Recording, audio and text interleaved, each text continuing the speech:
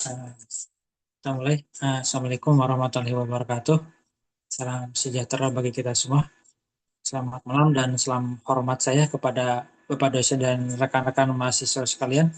Sebelumnya perkenalkan diri, nama saya Ahmad Maki dari Fakultas Teknik Universitas Siber Asia.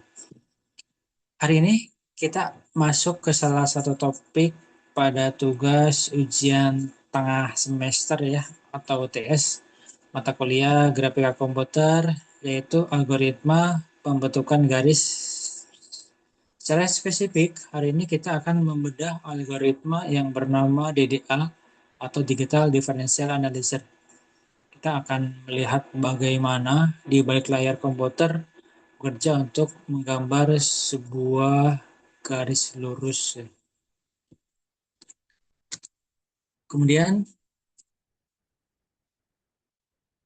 tujuan pembelajaran malam ini atau materi ini ya, kita bisa memahami konsep dari dasar algoritma DDA, serta bisa menjelaskan prinsip kerja algoritma DDA dalam pembentukan garis, serta bisa menghitung koordinat titik-titik garis menggunakan DDA, bisa mengimplementasikan algoritma DDA dalam bentuk pemrograman grafika komputer, serta bisa menganalisa kelebihan dan kekurangan algoritma DDA.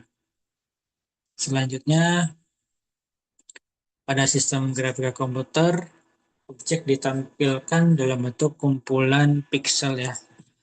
Nah, bagaimana kita bisa menggambar garis dari titik awal ke titik akhir pada layar yang tersusun atau piksel-piksel diskrit. Kemudian bagaimana bisa menentukan piksel mana saja yang harus dinyalakan agar membentuk visualisasi garis lurus yang mendekati sempurna. Kemudian menggunakan algoritma pembentukan garis, salah satunya adalah digital differential analysis. Selanjutnya, lalu kita ketahui bahwa layar laptop atau smartphone kita itu sebenarnya terdiri dari kotak-kotak kecil bernama piksel ya. Piksel itu bersifatnya distrik, dia tidak bisa menyala setengah atau terpotong. Nah, tantangan kita adalah bagaimana menjembatani garis matematis yang lurus itu agar bisa digambarkan di atas layar yang kotak-kotak tanpa terlihat patah-patah secara ekstrim. Disinilah kita membutuhkan algoritma DDA. Nah, apa itu algoritma DDA? Digital Differential Analyzer atau DDA adalah algoritma pembentukan garis yang bekerja untuk menghitung titik-titik antara dua koordinat menggunakan penambahan nilai secara bertahap ya. Nah, kita tidak menghitung ulang koordinat dari nol untuk setiap titik ya. Kita hanya perlu mencari tahu berapa nilai X dan nilai Y dari piksel sebelumnya ke piksel berikutnya. Kita memanfaatkan persamaan garis linear klasik yang sudah sangat kalian kenal ya. Nah, itu merupakan prinsip utama sederhananya. Ya, nah, variabelnya itu Y, M, dan C ya. Nah, Y ini nilai hasil atau variabel terikat. Kemudian X ini variabel bebas. M itu gradien atau kemiringan garis ya. Nah, kemudian untuk C, titik potong garis dengan suhu Y. Selanjutnya untuk karakteristik DDA, yaitu berdasarkan persamaan garis serta menggunakan operasi bilangan pecahan dan menghasilkan koordinat piksel secara bertahap. Nah, relatifnya mudah dipahami dan diimplementasikan ya, serta bisa menggunakan persamaan garis lurus dan memanfaatkan nilai kemiringan garis. Kemudian selanjutnya, di sini konsep dasar dari DDA. Mari kita segarkan ingatan kita jika kita punya titik awal X1, X2, dan titik akhirnya X2 dan Y2. Langkah pertamanya adalah mencari selisihnya, yaitu delta X delta Y. Dari sana kita bisa mendapatkan nilai kemiringan atau gradien yang disimbolkan dengan M. Kunci dari algoritma DDA ada di bagian bawah ya, aturan langkah atau stepnya.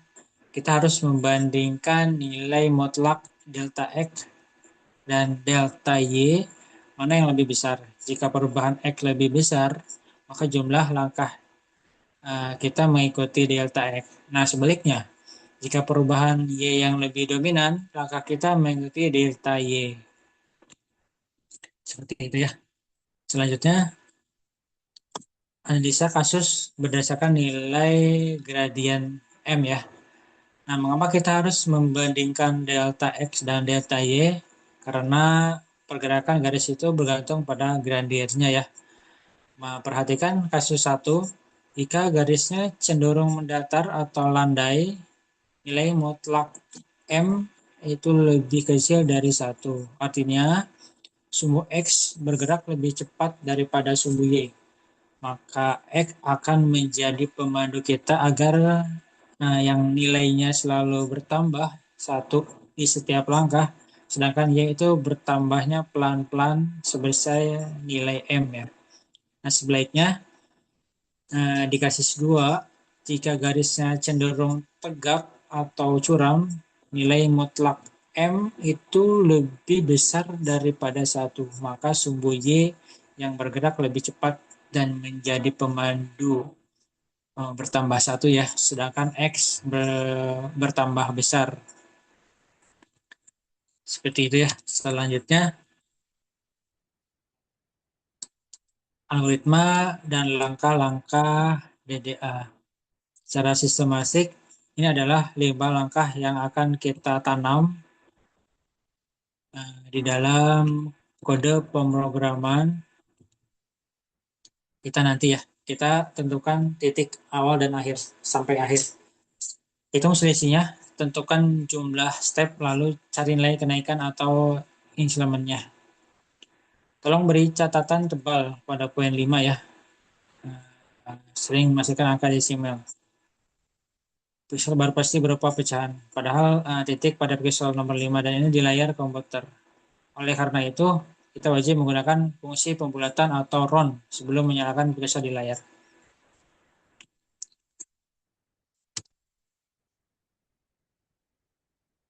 Selanjutnya,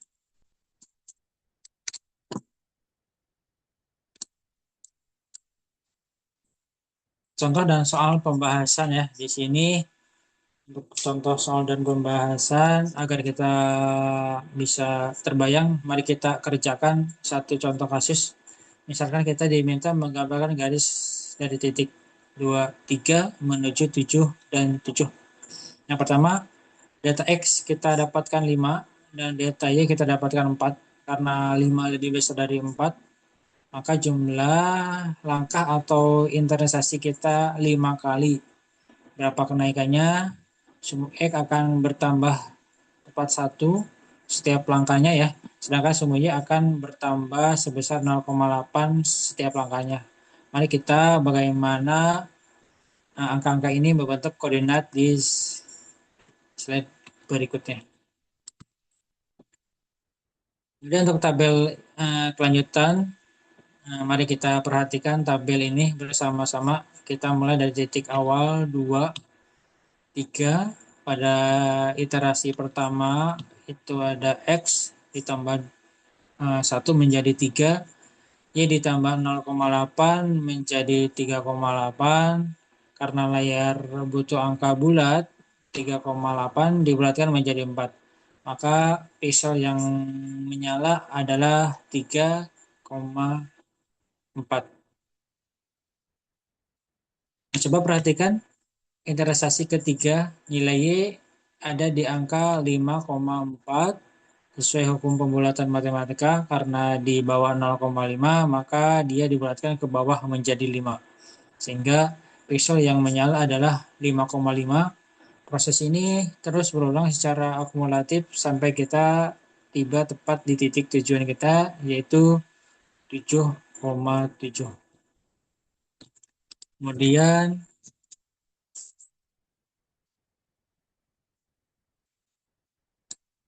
Kelebihan dan kekurangan DDA. Untuk kelebihan algoritma DDA lebih mudah dipahami dan diimplementasikan dibandingkan algoritma lain. Kemudian kelebihan yang lainnya cocok untuk pelajaran dasar grafika komputer, dapat menggambar garis dengan berbagai miringan dan logika perhitungan mudah ditelusuri.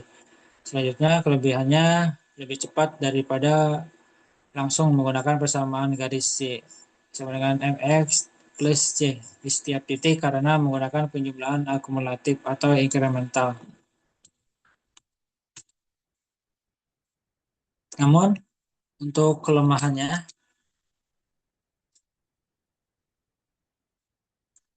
nah untuk kelemahannya, kelemahan algoritma DDA, operasi pembulatan atau RON ya, dan variabel plot memakan memori dan waktu komputasi. Selanjutnya, akumulasi kesalahan pembulatan dapat terjadi. Kelemahan selanjutnya lebih lambat dibanding algoritma Bresenham. Selanjutnya, kurang efisien untuk sistem grafika modern.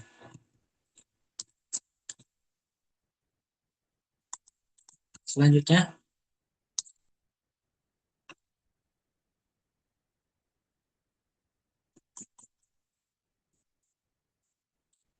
untuk kesimpulan, DDA bekerja dengan prinsip penambahan nilai koordinat secara konstan ya. Kemudian pembulatan koordinat sangat krusial dalam pemetaan ke layar komputer basic. Algoritma solusi optimasi DDA yang hanya menggunakan aritmetika integer atau tanpa pecahan. Nah, dari kesimpulan itu DDA berhasil menyelesaikan masalah pembentukan garis dengan prinsip-prinsip bertambah nilai secara konstan atau instrumental ya. Namun karena kelemahan di optimasi bilangan tadi pada pertemuan kedepannya kita akan algoritma Bresenham yang kita menggambarkan garis tanpa bilangan pecahan sama sekali.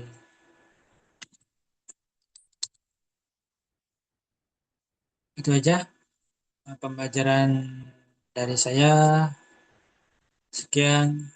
Terima kasih. Wassalamualaikum warahmatullahi wabarakatuh.